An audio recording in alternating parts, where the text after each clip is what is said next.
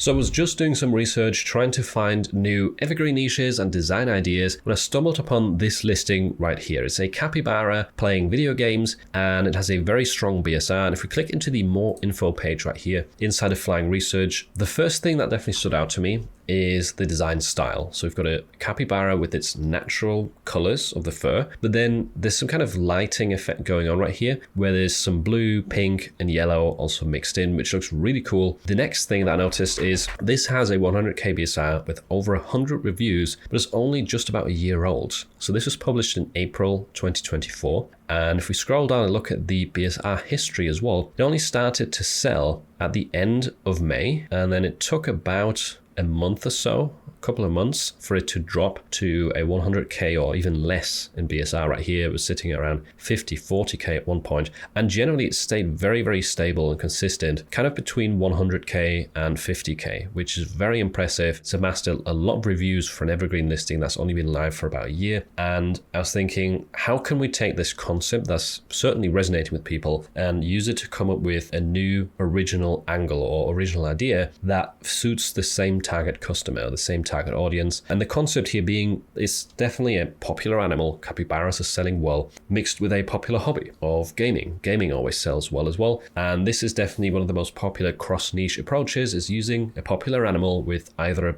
popular hobby or a popular item of food, and it's working really well for this person. But it's also the design style, I think, because this almost looks like LED lighting in the room that's shining onto the capybara, which obviously that would resonate with gamers. So yeah, how can we kind of use these two ideas or two concepts and, you know, approach this from a different angle? I already went a step further and did a bit of ideation, and then I thought I should really record this and share it with you so that you can see the process from, you know, finding an idea, taking it and spinning it a little bit, coming up with a new angle that suits the same target customer, and then also creating the design and preparing it for upload. So you can kind of see the steps that come together, starting off with research. So this was me just going through the bestsellers tab, looking at some bestsellers on Amazon merch on the .com marketplace. This is inside of Flying Research, which you don't have to use. You can also go to Amazon.com and do your research there. I just prefer this because it's all a bit easier to filter through. You see all of the data points in one place very easily, and you've got some of these additional stats right here, like the BSR history, which is really handy, but you don't need to use Flying Research. That's what I'm trying to say if you don't want to. The next step after this is I essentially went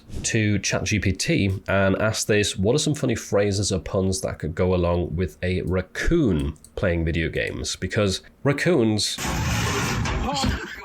as many of you probably already know, are another really popular animal on Amazon and Etsy right now that a lot of people seem to love. So why not try and mix raccoons with video games? Maybe we can use a similar style, or maybe we can even add a phrase to it. So that's what I was trying to do, add a pun to it that works with raccoons and gaming as well. So ChatGPT gave some suggestions right here. I didn't really love any of them, and I wanted to share this step specifically because it shows that it doesn't always go well. Like AI sometimes comes up with a lot of rubbish. Trash Panda Pro Gamer is okay. It's not really that funny, I think. Loot Box Bandit, again, it's okay, but it doesn't really apply to every single gamer in the world. And yeah, Raccooned, Rage Quit, I don't know. I don't really love these, but I did like the idea of mixing trash with gamer, because what if we look at first of all, if we look at the actual raccoon niche, you're going to see a lot of designs selling with the word trash in it. So we've got I'd pick you over trash right here. We've got stay trashy, live fast, eat trash over here, trick or trash for Halloween. So the trash theme definitely works really well in this niche. And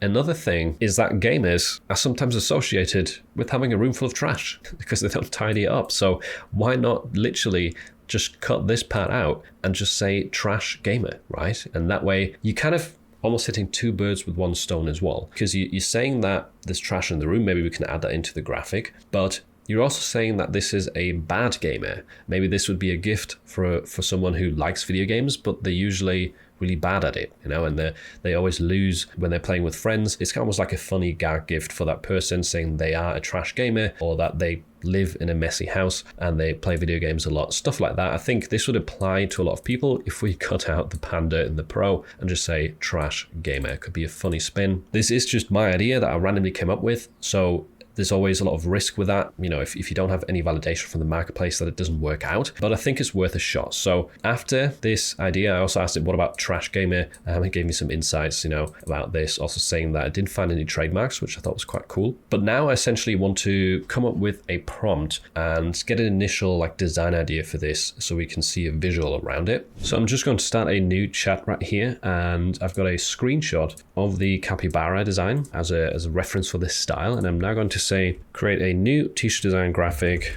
with the same style, just with a raccoon instead, surrounded by trash. And then I'll also say add the phrase trash gamer in a bold, a sans serif font perhaps. And I also kind of have a layout in mind for this where the word trash is above in really big letters and the word gamer is below. I don't want it to be in the same line, so I'm just going to specify that as well to leave no ambiguity, because otherwise, you know, it could be in a very random layout. So I'm just going to say have the word trash in big letters above the raccoon and the word gamer in big letters below the raccoon. I think I should do it. Maybe, yeah, we should isolate this on a black background, and then it's ready to go. So I'll just hit enter on this and see what it comes up with. You should be able to do this on the free plan as well. At least at the time of recording, they allow generating images with 4.0 on the free plan of ChatGPT. It will limit you quite a lot sooner, or you might have to wait longer for these images to generate, but it does work if you do run into the limit on ChatGPT. I also made a video recently sharing the best ad generators right now that you can use for free for commercial purposes. So check that out if you get stuck with ChatGPT. And there we go. I think that's a pretty decent result. The style looks similar. We've got the trash added right here, and it says trash gamer as well in the way I imagined it. I did want this to be white. I should have probably specified that the text should be white, but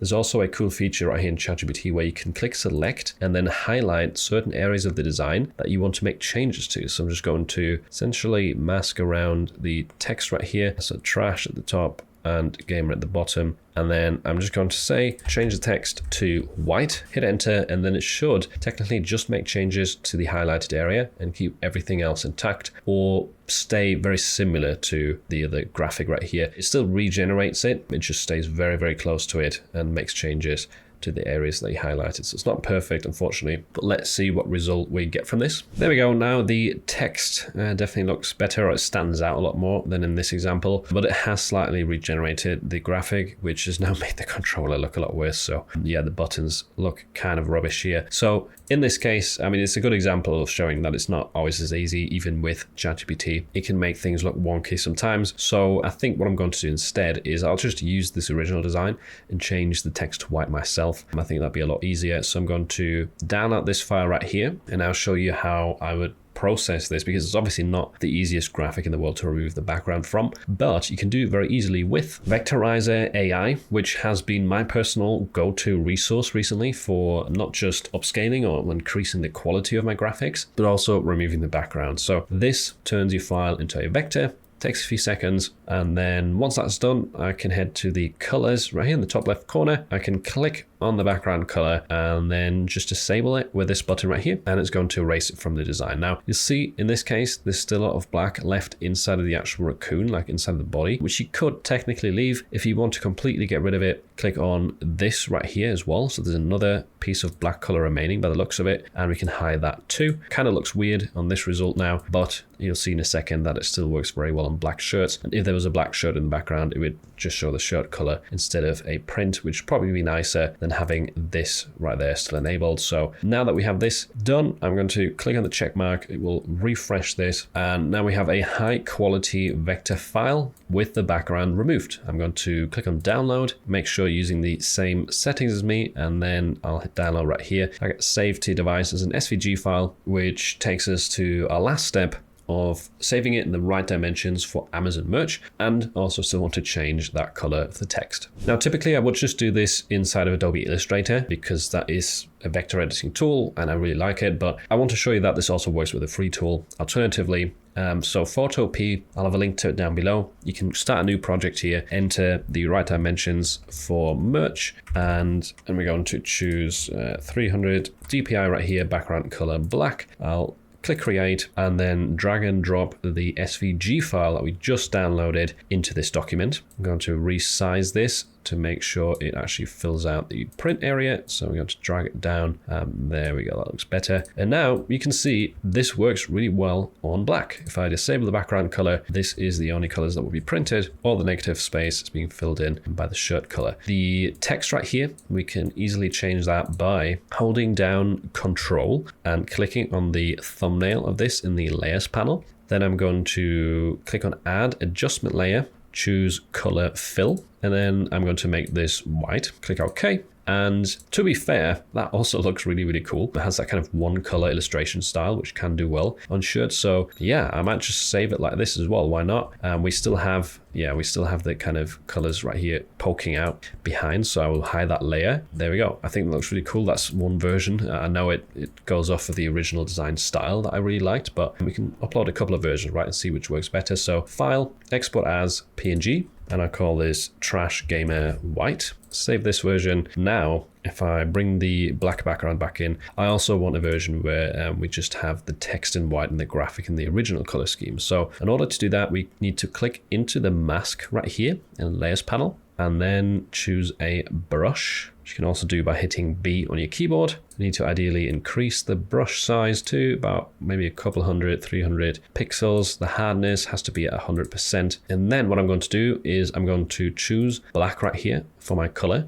and just paint over the raccoon. That way we're erasing that white mask. And you can make this bigger, by the way. It doesn't have to be 300 pixels. Just do it so you can quickly paint over all of the details right here. Zoom in at the bottom to get this a bit more exact.